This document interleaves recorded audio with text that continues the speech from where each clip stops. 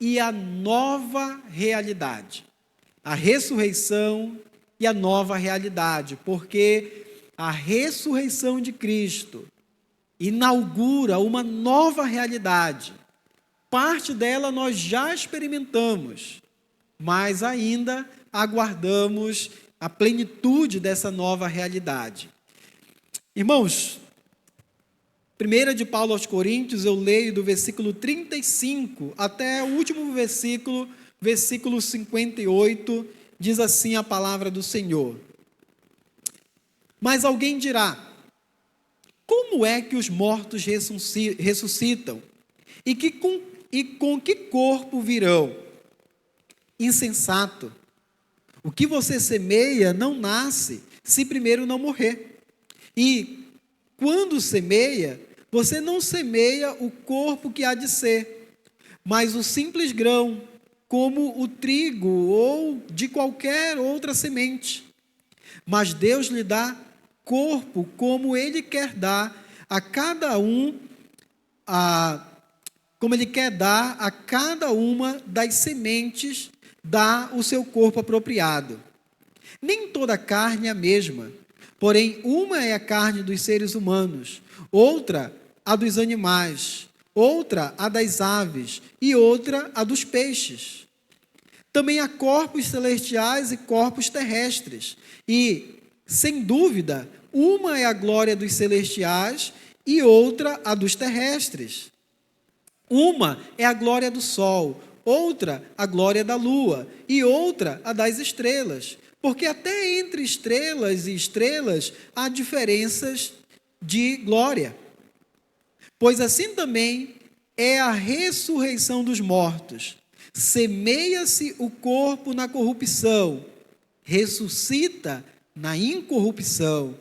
Semeia-se em desonra, ressuscita em glória. Semeia-se em fraqueza, ressuscita em poder.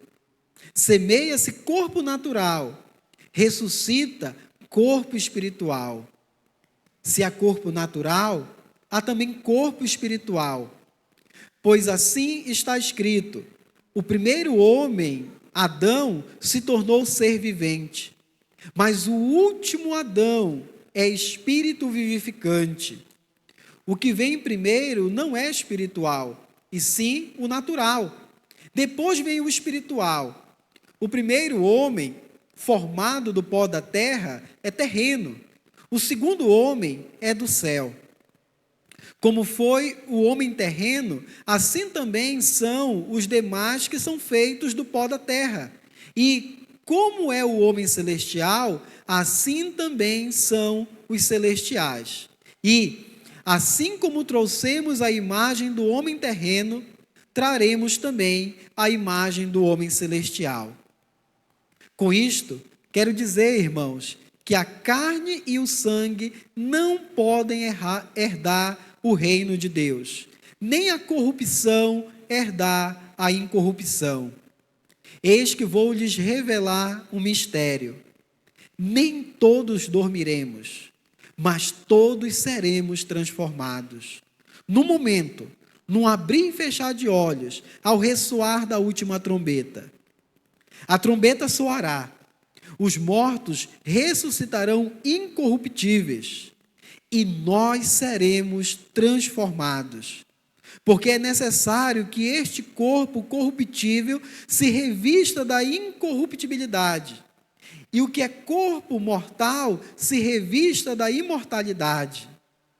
E quando este corpo corruptível se revestir de incorruptibilidade, o que é mortal se revestir da imortalidade, então se cumprirá a palavra que está escrita: tragada foi a morte pela vitória.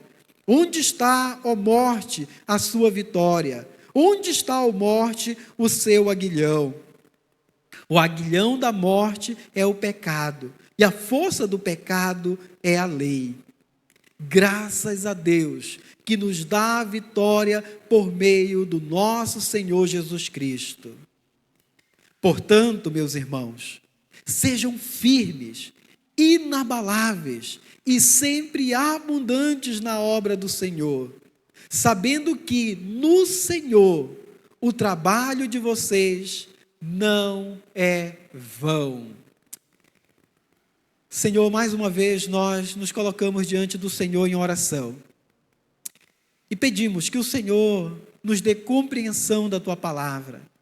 Pedimos que o Senhor fale e ministre ao nosso coração, que essa palavra e essa viva esperança nos leve à adoração ao Senhor, a andar firmemente com o Senhor e a viver, Senhor, dedicados à Tua obra, aquilo que o Senhor está fazendo nesse momento. É no nome de Cristo que oramos. Amém. Irmãos, eu fico pensando sobre como é bom viver. E como é bom viver bem. Viver com saúde, né? Como é bom ter o nosso corpo ajustado. Eu fico pensando sobre isso e vejo que nós temos assim na condição que nós estamos, na condição da queda, nós envelhecemos. O nosso corpo, ele sofre. A cada ano que passa, nós envelhecemos. E a gente luta para permanecer novo, saudável, bonito, né? Estar bem. Gasta-se muito com produtos de beleza, investe-se muito para ter um corpo saudável. E até certo ponto isso é válido, isso é bom. Muitas pessoas gastam muito dinheiro com procedimentos de estética, cirurgias, né, para melhorar aqui, para arrumar o que o tempo está levando. Gasta-se muito num desejo de viver e ter um corpo saudável, ter um corpo que o tempo não estraga. A gente, cada vez mais, né, as pessoas têm falado sobre uma alimentação saudável para manter bem o nosso corpo, para ter boa saúde.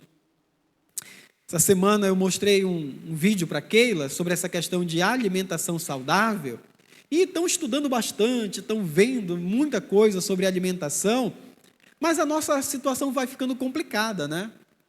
Porque o vídeo, né, mostrava uma mulher, ela ia comer pão, aí aparecia um outro vídeo dizendo: o glúten inflama seu corpo e vai causar um monte de mal para o seu corpo. Aí ela cancela o pão. Aí ela vai tomar um copo de leite. Leite é o pior alimento do mundo. Aí ela vai comer um ovo. Ovo causa muita alergia. E aí ela vai tomar um suco. Aí aparece o Laí Ribeiro dizendo: suco é veneno. E aí cada coisa que ela vai comer, aparece alguém dizendo que não presta. E a pergunta é: o que a gente vai comer, né? Claro que a gente tem que saber, tem que ter uma boa alimentação. Mas a pessoa fica: o que eu vou comer para me manter saudável, para estar bem? Aí essa carcaça aguentar bastante tempo, né? E aguentar bem. A gente inverte muito nisso, porque nós temos dentro de nós, irmãos, uma expectativa de uma vida plena, de uma vida saudável, de uma vida boa. Só que, com a queda, esse corpo que deveria viver e viver bem sempre, ele sofreu por causa da queda. Por causa da queda, nós envelhecemos, nós adoecemos e nós vamos morrer. Mas o Evangelho de Jesus Cristo, irmãos, vem trazer para nós, é Evangelho, né? É boa notícia das promessas que nós temos do Senhor, daquilo que Ele vai fazer. E é sobre isso que nós vamos falar. Já olhamos, como eu disse, a ressurreição de Cristo, que é a garantia também da nossa ressurreição. Nós já olhamos na semana passada que vamos ressuscitar, é nisso que aguardamos. Mas aí, no texto que nós temos aqui, existem algumas perguntas. E a gente não sabe exatamente se essas perguntas foram feitas de uma forma legítima ou se foram aquele tipo de perguntas, sabe, pegadinha, né? Assim como faziam com Jesus para tentar fazer Jesus tropeçar em alguma palavra, talvez ali na igreja tinha alguém questionando a ressurreição e fazendo uma pergunta para fazer o apóstolo Paulo também tropeçar ali numa pergunta tipo pegadinha. E aí vem a pergunta, mas alguém dirá, como é que os mortos ressuscitam? E com que corpo virão? Duas perguntas são feitas aqui. Não se sabe exatamente, mas ao que parece, a forma como Paulo responde, parece que ele não estava muito confiante na legitimidade dessas perguntas. Parece que ele sabia que eram perguntas ali que não eram com as melhores das intenções. E por isso ele responde, insensato. Ele já começa com esse tom, né? Insensato. E aí ele começa a responder. E na primeira parte da resposta, ele vai usar uma ilustração da natureza. E ele vai dizer assim, o que você semeia não nasce se primeiro não morrer. E quando semeia, você não semeia o corpo que há de ser, mas o simples grão, como de trigo ou de qualquer outra semente. Mas Deus lhe dá corpo como Ele quer dar a cada uma das sementes.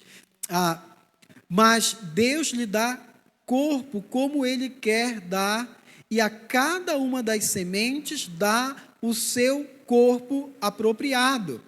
Então, ele usa aqui uma figura da natureza, falando aqui sobre a semente. Aí ele cita primeiramente a semente do trigo, que estava mais dentro da sua realidade, da sua cultura lá, mas dentro da nossa realidade eu trouxe o caroço, a semente do açaí. E o ponto aqui é que você tem a semente do açaí ali, você planta, e essa semente ela vai, de certa forma, morrer para que venha algo novo. E aí tem a palmeira do açaizeiro. E ele vai argumentar nesse sentido aqui, que nós vamos ser, ele chama a morte, né, o sepultamento aqui de semear. Dessa forma, nós, ao morrer, vamos ser sepultados, esse corpo vai sofrer a decomposição, mas ele olha para isso não como o final da história. Ele mostra que esse corpo que vai se decompor, na ressurreição, ele vai ter uma outra forma. Será de uma outra maneira. E a questão é que é da mesma natureza, mas tem algo novo, é diferente do que era antigamente. E assim também nós. O ponto que ele está trazendo aqui é que esse corpo aqui, como nós temos, ele vai se decompor. E na ressurreição, teremos um corpo que a natureza é igual, é parecido, mas é diferente também. É melhorado. Como eu falei na semana passada, é uma nova versão. Será diferente. Não sabemos exatamente como. Nós vamos ver mais à frente que é parecido com o corpo da ressurreição de Cristo. São as informações que nós temos. Mas a realidade é essa, irmãos. E a gente já olha para esse texto pensando como nós encaramos a morte, né? Como nós lidamos com a morte de alguém que, de fato, crê no Senhor Jesus Cristo, que confiou no Senhor Jesus Cristo. É claro que nós sofremos a saudade, nós vamos sofrer por causa da partida da pessoa, mas se cremos no Evangelho, devemos encarar isso de uma outra maneira. Entender que ao sepultar uma pessoa que de fato creu em Cristo Jesus, é como essa semente. E no dia da ressurreição vai ressurgir de uma maneira extraordinária. De uma maneira nova, né? Aquele corpo vai ressuscitar, vai se unir novamente ao seu espírito e será, podemos chamar assim, uma nova versão.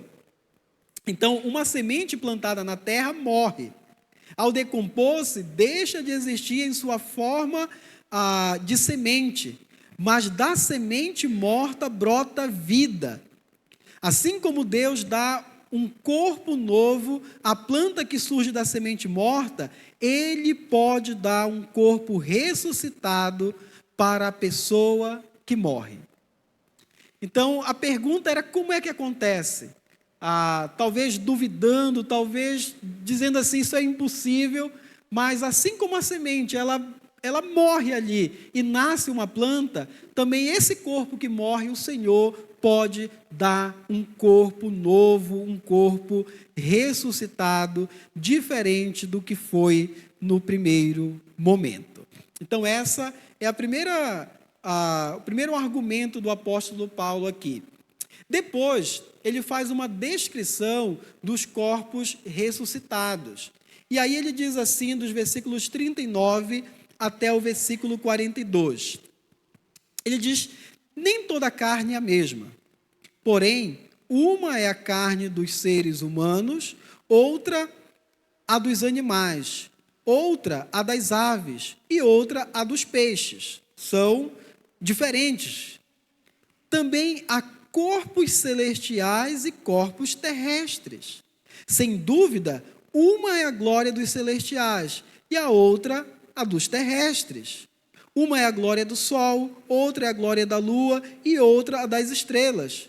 Porque até mesmo entre estrela e estrela há diferenças de glória. Pois assim também é a ressurreição dos mortos.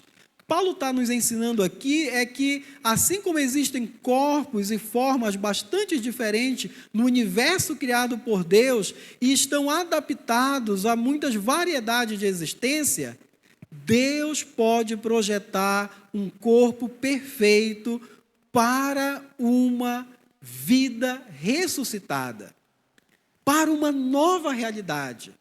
Assim como existem corpos diferentes e glória diferente, o Senhor vai dar um corpo ressuscitado que pode desfrutar da nova realidade que Ele está preparando. Então, esse é o argumento que o apóstolo Paulo está trazendo aqui. Então, são vários corpos diferentes, e nessa nova realidade também haverá um corpo diferente. E ele falou aqui, é interessante olhar novamente, o versículo 40 diz: também há corpos celestiais e corpos terrestres. Sem dúvida, uma é a glória dos celestiais e outra a dos terrestres. Será diferente, para um momento diferente, para uma nova realidade. Terceiro argumento que o apóstolo traz aqui é um contraste entre o corpo natural e o corpo espiritual. E aí nós temos dos versículos, segunda parte do versículo 42 até o versículo 44. Olha o que ele diz: pois assim também é na ressurreição dos mortos. Semeia-se o corpo na corrupção, ressuscita na incorrupção. Semeia-se, presta atenção na palavra que ele usa aqui, que esse sepultar aqui, ele usa semeia-se. Então é uma palavra de esperança, é uma expressão que ele usa que não é o final, né? Está semeando para algo novo que ele está fazendo. Semeia-se em desonra, ressuscita em glória. Semeia-se em fraqueza, ressuscita em poder. Semeia-se corpo natural, ressuscita corpo espiritual. Se há corpo natural, há também corpo espiritual. Irmãos, veja o contraste que ele vai fazendo aqui.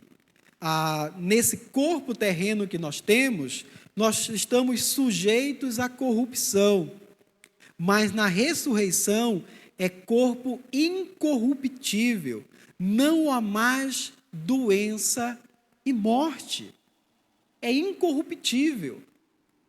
Isso é maravilhoso, irmãos. Nessa vida nós passamos por tantas lutas, existem tantas doenças terríveis que destrói o corpo de uma pessoa. Mas na ressurreição, no novo corpo, receberemos um corpo incorruptível. A pessoa, um corpo sem doença, você não tem dor, você não tem limitação física e não vai mais enfrentar a morte. Ele diz que, ele coloca aqui, né, que esse corpo terreno vive em desonra. Agora, o corpo ressurreto, ele ressuscita em glória. Não há mais vergonha por causa do pecado. Vive em fraqueza, ressuscita em poder. E talvez ele esteja comunicando aqui que não há mais fraqueza na tentação.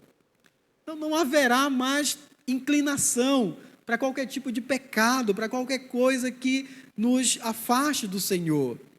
O corpo terreno, esse corpo é natural, mas esse corpo ressurreto é espiritual.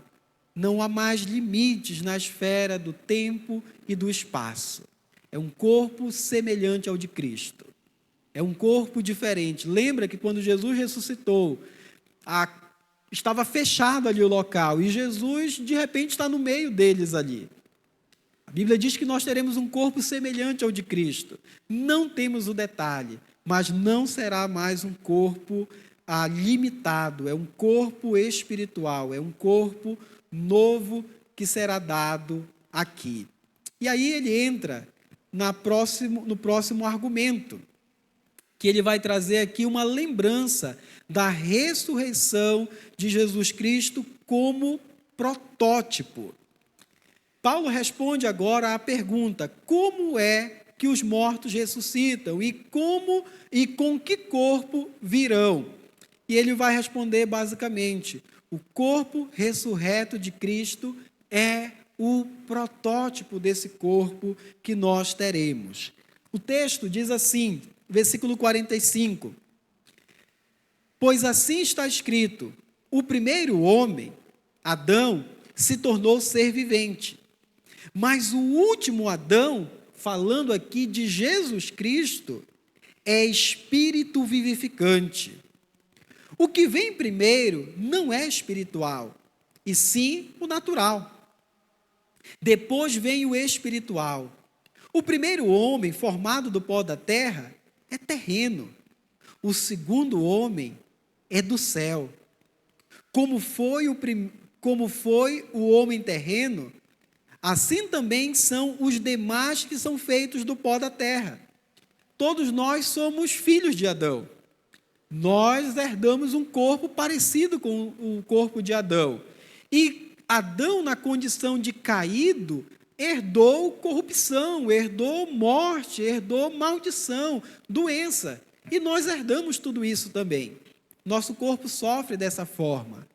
Mas o Senhor Jesus Cristo, o segundo homem, ele veio e na ressurreição, ele vem com um corpo celestial, um corpo ressurreto, um corpo espiritual, que é diferente. Ele diz, o primeiro homem formado do pó da terra é terreno, o segundo homem é do céu. Como foi o homem terreno, assim também são os demais que são feitos do pó da terra. E como é o homem celestial, assim também são os celestiais. E assim como trouxemos a imagem do homem terreno, traremos também a imagem do homem celestial. Meus irmãos, vejam que promessa maravilhosa aqui. Nós herdamos esse corpo, semelhante ao corpo do nosso primeiro pai, de Adão. Mas todo aquele que crer no Senhor Jesus Cristo, mesmo que ele morra, ele vai ressuscitar.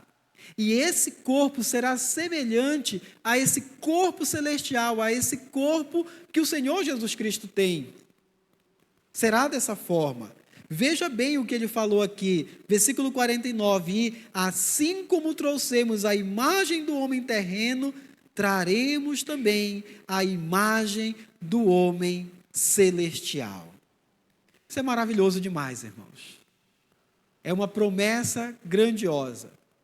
Para todos nós sofremos de alguma maneira, né? Mas às vezes você está lutando com um problema aí que tem dor todo dia, tem dificuldades no seu corpo, tem as limitações do seu corpo, as limitações da idade.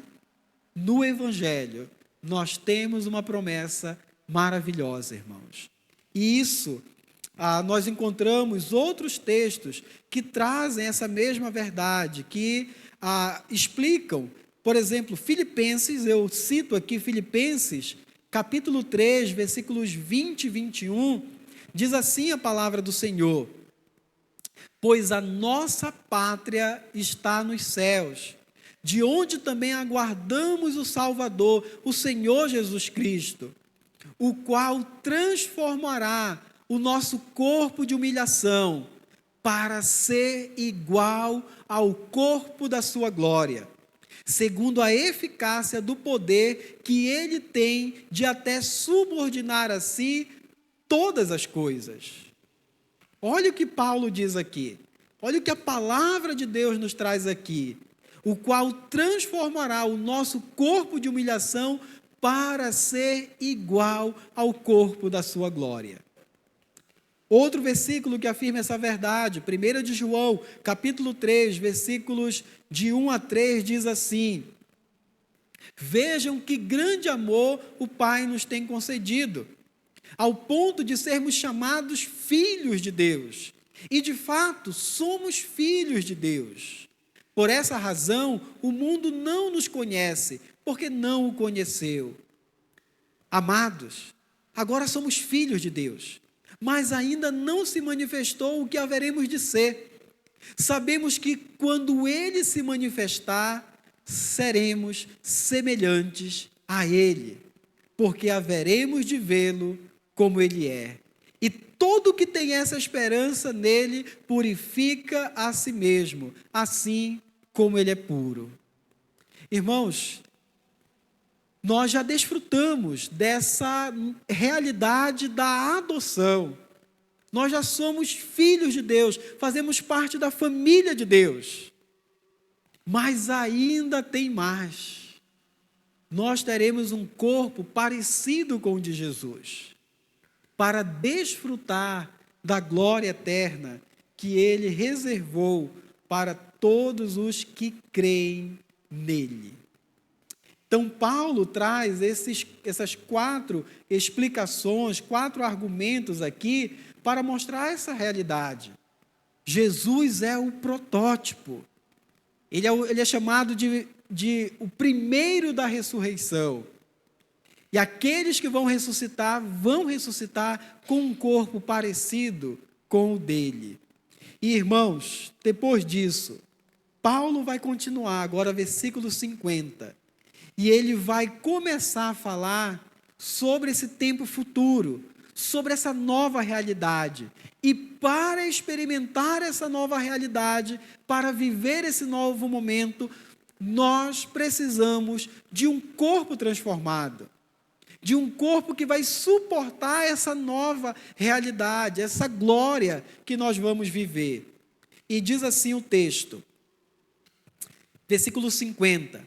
Com isso quero dizer, irmãos, que a carne e o sangue não podem herdar o reino de Deus, nem a corrupção herdar a incorrupção. Tem que acontecer uma transformação. Tem que ter um novo corpo, um corpo que vai suportar, vai poder desfrutar dessa nova realidade. E aí no versículo 51 ele diz assim: eis que vou lhes revelar um mistério, nem todos dormiremos. O que ele está falando é uma palavra, é um eufemismo para a morte. Mas todos seremos transformados.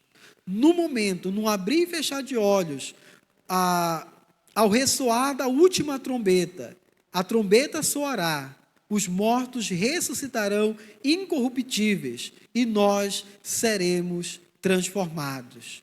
Porque é necessário que este corpo corruptível se revista da incorruptibilidade e que o corpo mortal se revista da imortalidade.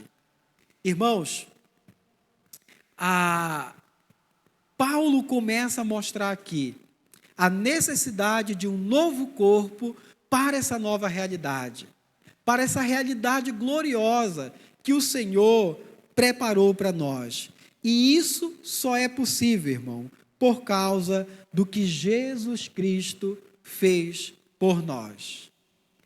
A ressurreição de Cristo e a nova realidade. Precisamos refletir agora sobre essa questão aqui, irmãos. Nós pecamos, nós nos afastamos do Senhor. Jesus Cristo veio nos resgatar.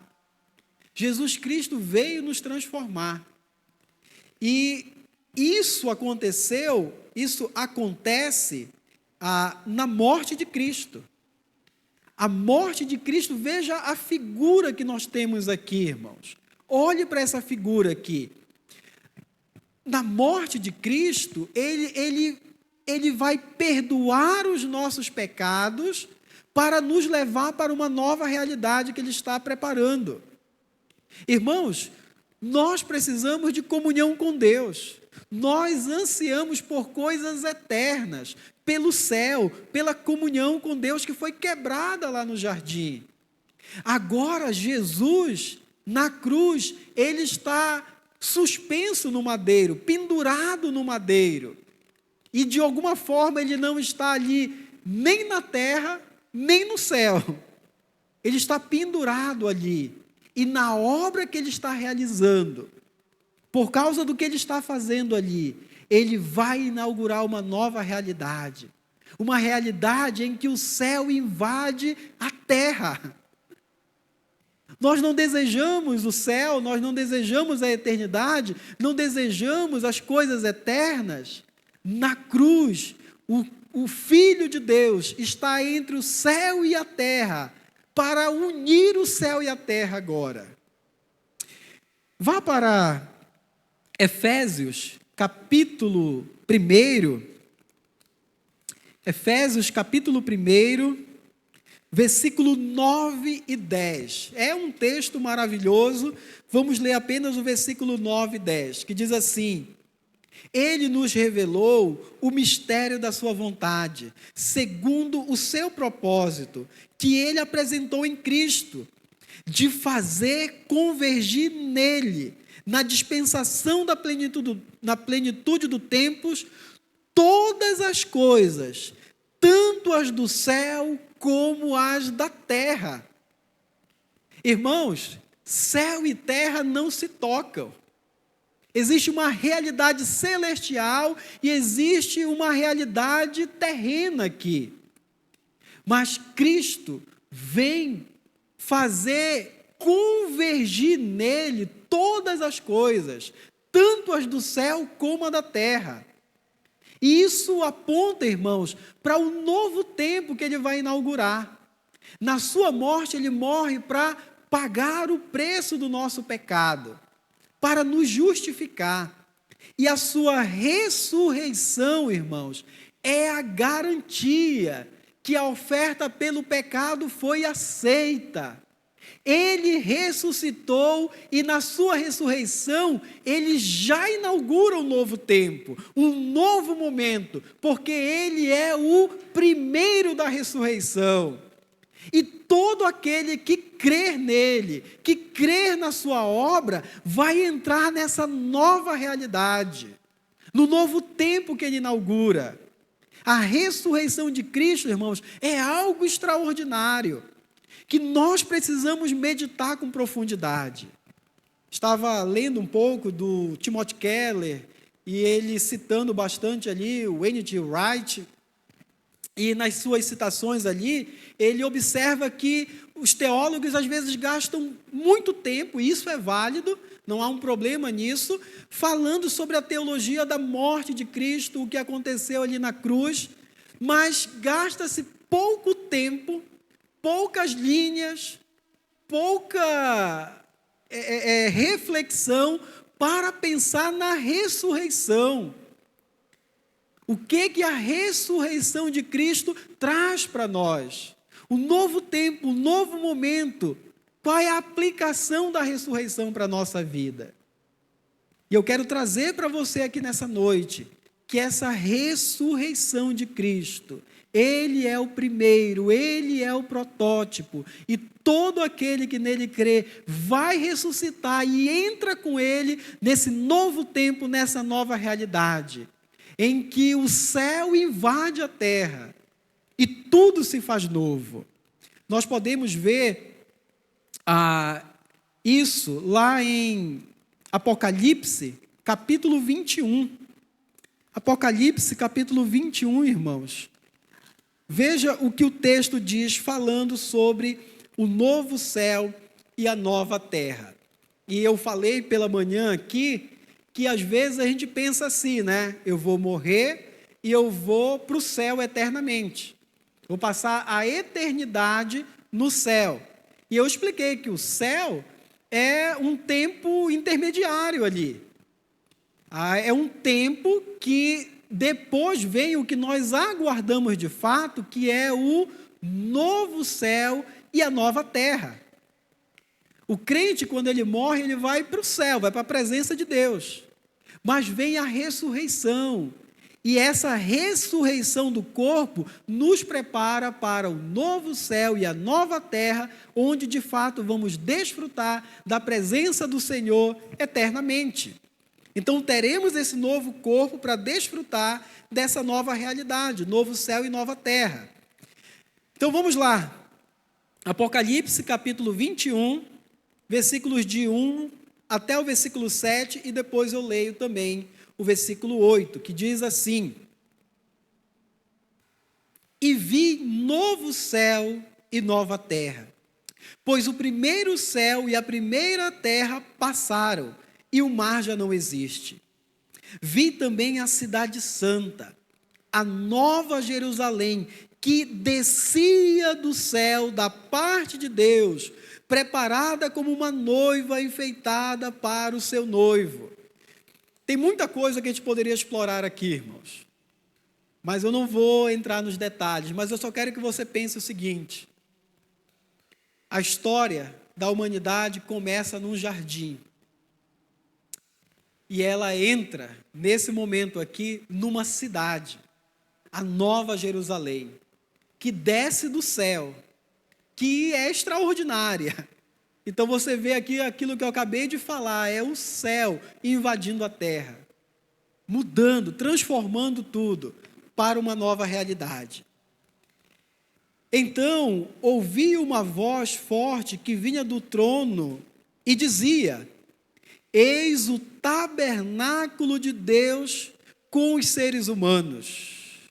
Deus habitará com eles.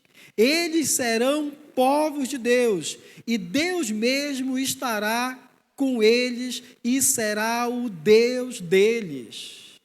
Vejam isso aqui, irmãos. O tabernáculo, o que era o tabernáculo? Lembra do Antigo Testamento? Era aquela tenda. Era aquele lugar onde Deus se manifestava a sua presença. Era o lugar da manifestação da presença de Deus.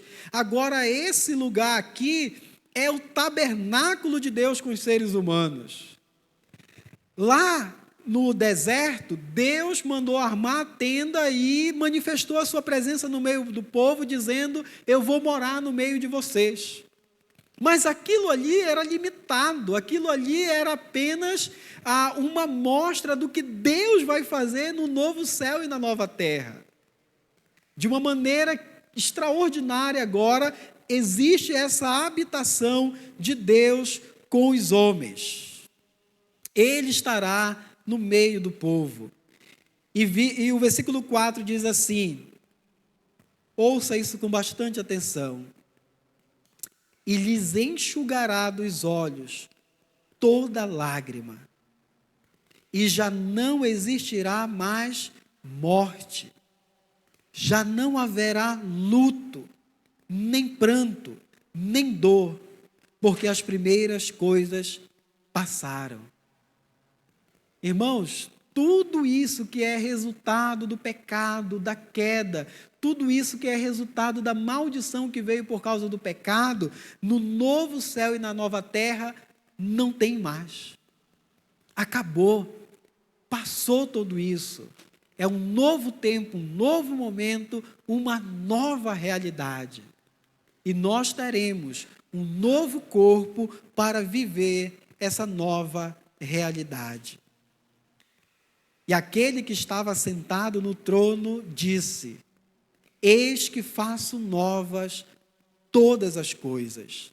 E acrescentou: Escreva, porque estas palavras são fiéis e verdadeiras. Disse-me ainda: Tudo está feito. Eu sou o Alfa e o Ômega, o princípio e o fim. Eu, a quem tem sede, darei de graça da fonte da água da vida. O vencedor herdará estas coisas, e eu serei o Deus dele, e ele será o meu filho. Irmãos, é isso que nós aguardamos. É por isso que nós almejamos a presença de Deus, a remoção de toda maldição, de toda dor, de todo sofrimento, de tudo que o pecado trouxe como prejuízo para nós. E agora, voltando para a primeira de Paulo aos Coríntios, olha como ele continua. Olha como continua o texto. Paulo vai chegar nesse ponto agora aqui de louvor, de adoração a Deus, por causa da vitória de Jesus Cristo. Versículo 54 diz assim: E quando este corpo corruptível se revestir da incorruptibilidade, e o que é mortal se revestir da imortalidade, quando de fato acontecer a ressurreição dos mortos, na vinda de Cristo, os mortos ressuscitarão primeiro, e os que estiverem vivos, crentes em Cristo Jesus, terão seus corpos transformados. Quando isso acontecer, e aí ele diz: então se cumprirá a palavra que está escrita: tragada foi a morte pela vitória. Onde está, ó morte, a sua vitória? Onde está, ó morte, o seu aguilhão? Irmãos, a morte traz sofrimento. A morte traz choro. A morte traz dor. Quantas pessoas vivem essa realidade do luto, de lembrar de alguém que foi levado, que foi tirado da convivência, da presença. A morte traz dor, a morte traz sofrimento. Mas o Senhor Jesus, irmãos, Ele veio vencer a morte. Ele ressuscitou. Nós também vamos ressuscitar. E quando isso de fato acontecer, é o brado final aqui. É o brado de vitória sobre esse inimigo que é a morte, que nos faz sofrer, que nos faz chorar, que nos faz sentir as dores mais profundas que alguém pode sentir. Porque Ele morreu naquela cruz, porque Ele ressuscitou. Agora isso é possível para todo aquele que nele crê. Ressuscitar e experimentar a nova realidade de comunhão com Ele. E aí ele diz: onde está, ó morte, a sua vitória? Onde está, ó morte, o seu aguilhão? Onde está o teu instrumento de ferir, de fazer sofrer, de fazer chorar? Foi tirado, foi desarmado.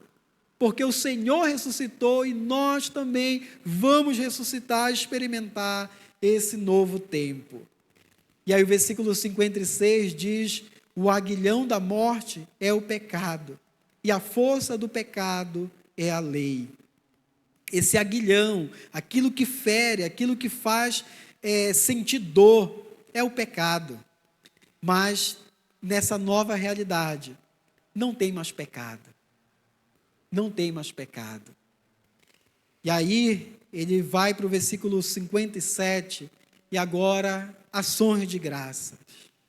Graças a Deus, que nos dá a vitória por meio do nosso Senhor Jesus Cristo. Graças a Deus que nos dá a vitória por meio do nosso Senhor Jesus Cristo.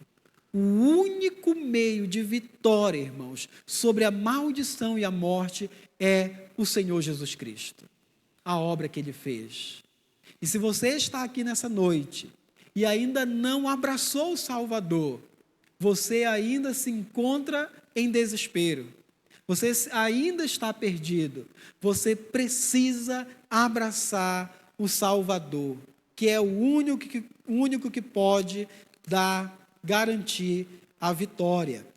Olhando o texto de Apocalipse, capítulo 21, que acabamos de ler, depois do versículo 7, onde ele fala que o vencedor herdará estas coisas, eu serei o Deus dele e ele será o meu filho.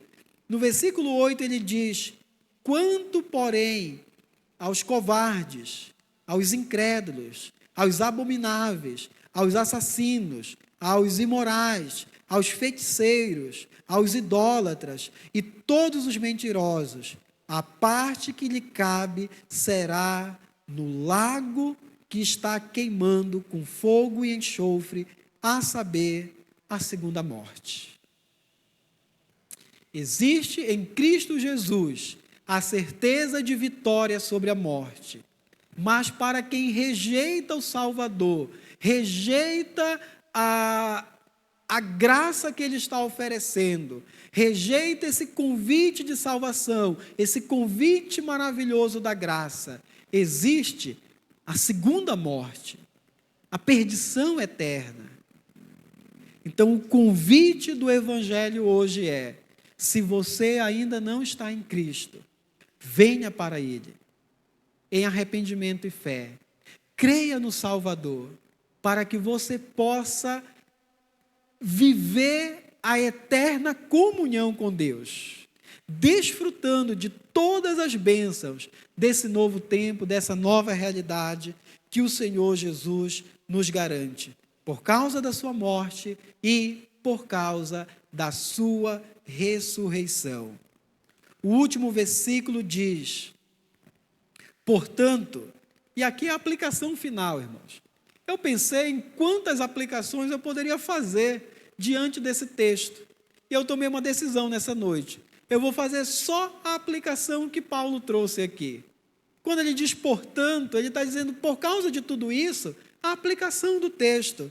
Ele diz: meus irmãos, sejam firmes, inabaláveis e sempre abundantes na obra do Senhor.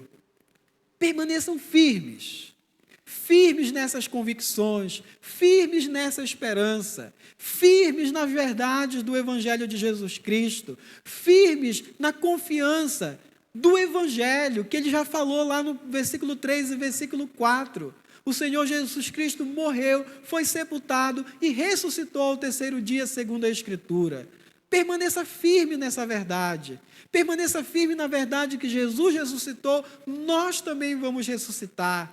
Agarre-se a ela a cada dia. Sejam inabaláveis e sempre abundantes na obra do Senhor. Irmãos, por causa dessas verdades, a gente não deve viver como se a nossa eternidade fosse aqui, ou como se esse mundo fosse o melhor que nós podemos experimentar. E aqui tentar viver a melhor vida, a vida mais segura, a vida mais segura que alguém pode viver, e viver o máximo de tempo e desfrutar de tudo que esse mundo oferece. Agora é a hora, irmãos, de desfrutar da bondade do Senhor, das promessas do Senhor, e viver uma vida dedicada àquilo que é eterno, colocando o nosso coração naquilo que ainda vem, porque é superior, é maior, é melhor. O céu invadindo a terra, irmãos. É nisso que nós aguardamos e devemos dedicar a nossa vida, aqui e agora. Como Souza leu o Salmo 90 aqui, esses 70 anos que nós temos aqui, devemos dedicar ao Senhor, a sua obra, a pregação do Evangelho. para que mais pessoas venham a Cristo, para que possamos sinalizar o reino de Deus aqui na terra, juntos vivendo uma vida dedicada ao Senhor, consagrada ao Senhor, trazendo já um sinal desse céu que invade a terra, aqui e agora, dando uma amostra grátis do que é viver na comunhão com o Senhor. Devemos dedicar, irmãos, tempo, recursos, os dons, os talentos que o Senhor nos deu para a realização da obra de Deus, para entrar de fato naquilo que Deus está fazendo nesse momento no mundo. Ele está reunindo um povo em seu nome e nós devemos participar naquilo que Ele está fazendo.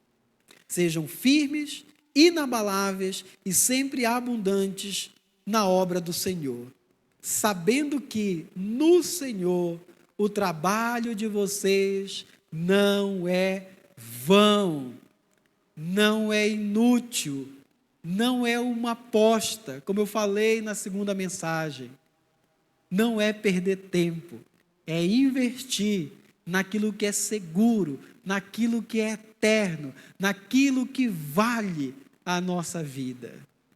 Vamos viver essa realidade, irmãos.